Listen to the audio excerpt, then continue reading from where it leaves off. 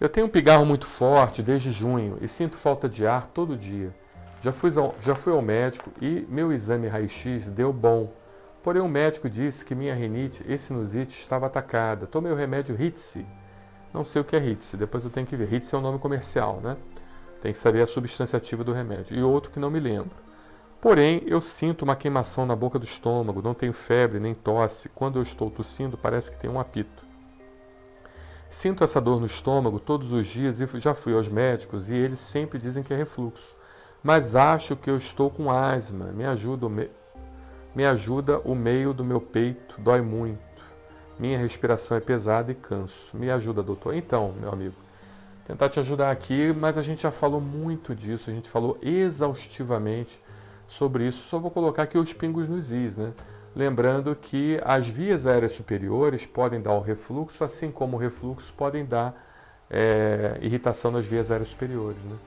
Você, quando produz muita secreção, quando você tem uma rinite, quando você tem uma sinusite crônica, quando você produz o chamado gotejamento pós-nasal, quando você engole esse gotejamento pós-nasal, essa secreção que é produzida, essa secreção pós-nasal, o gotejamento pós-nasal, ele até colocou aqui para mim o que é o Ritzy. Mas eu preciso saber da substância ativa, Daniel. Não adianta. Depois a gente vê. Bota só a substância ativa para mim, o nome genérico. Então, quando você produz uma secreção muito forte, muito grande, né, você engole essa secreção e, consequentemente, ao engolir essa secreção, você aumenta a acidez gástrica, porque a secreção ela é rica em aminoácidos simples. E esses aminoácidos simples, quando entram em contato com o estômago, aumentam a acidez gástrica. Aumentando a acidez gástrica faz com que a gente piore do refluxo. E piorando do refluxo, o ácido que reflui irrita mais ainda a mucosa respiratória alta e baixa, causando mais ainda processo inflamatório. Então, o Ritzy é o dicloridato de levocetirizina, ótimo, que é um antihistamínico da classe 1 anti-H1 e que, de certa forma, ajuda bem no processo antihistamínico de segunda geração, né? Que passa muito pouco a barreira hematoencefálica e que, de certa forma, ajuda muito, tirando o processo inflamatório. Entendeu? Então, voltando aqui no assunto, a gente não sabe quem nasceu primeiro, se foi o ovo ou a galinha, se você produz muita secreção nas vias aéreas superiores e por isso você tem um refluxo, ou se você tem essa secreção por causa do refluxo, entendeu? Agora, é lógico que o refluxo gastroesofágico não necessariamente é provocado por causa do excesso de secreção que você engole. Existem outras causas, né? E existe a própria hiperacidez gástrica do estômago, que trabalha produzindo muito ácido.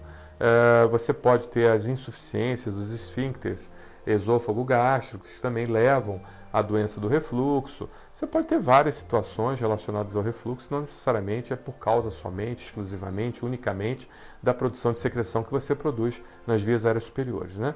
Então, isso tudo, tanto o refluxo quanto também o gotejamento pós-nasal, pode levar à bronquite.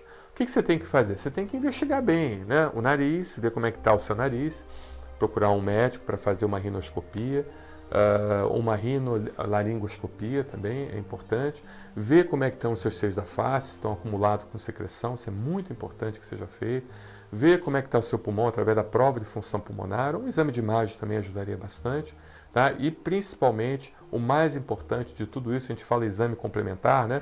Mas esquece que o mais importante é o exame físico, é a avaliação do médico, é ele colocar o estetoscópio lá e auscultar teu pulmão. Sem isso, não vale a pena você fazer nada. Primeiro é o exame físico. O exame físico é o cerne da questão, é a espinha dorsal. E a partir dali você tem os complementos, né? Os complementos, né? E com os complementos você vai então fechando com mais exatidão o seu diagnóstico, tá bom? Então não é difícil resolver essa situação, é somente pensar de uma forma holística, ver se existem também quadros relacionados a processos alérgicos, ou seja, o processo alérgico levando à produção de secreção, que faz com que você engula, aumenta a produção de ácido, leva a refluxo e leva a irritação respiratória, né? Então, você vê que a medicina realmente não é uma ciência tão fácil, né? Você precisa ser eclético, precisa realmente ter uma visão ampla do paciente, não considerar o paciente como um órgão, mas considerar como um sistema. Você vê quantos sistemas nós falamos aqui, eu poderia até falar demais, né?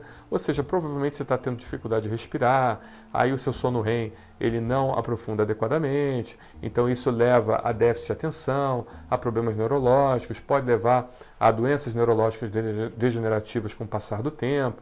Sabemos hoje que um dos principais fatores de risco para a doença coronariana, doença do coração, é dormir mal, entendeu? A apneia do sono ou dormir mal. Então, quem dorme mal tem muito mais chance de sofrer de problemas cardíacos de quem não dorme. Então, assim, quanta coisa vai se levando, né? Então, você vê um órgãozinho michuruca, que é esse aqui, que é o nariz, né? Que pouca gente dá importância.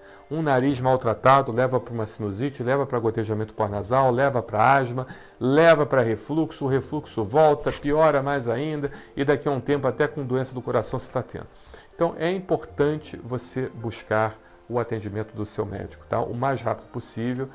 Principalmente nesse caso, já que você já passou por alguns colegas, né? Busque então um médico alergista, porque certamente ele vai ter uma visão mais eclética, mais ampla do seu quadro clínico, vai poder tentar te ajudar de forma mais eficaz, tá bom?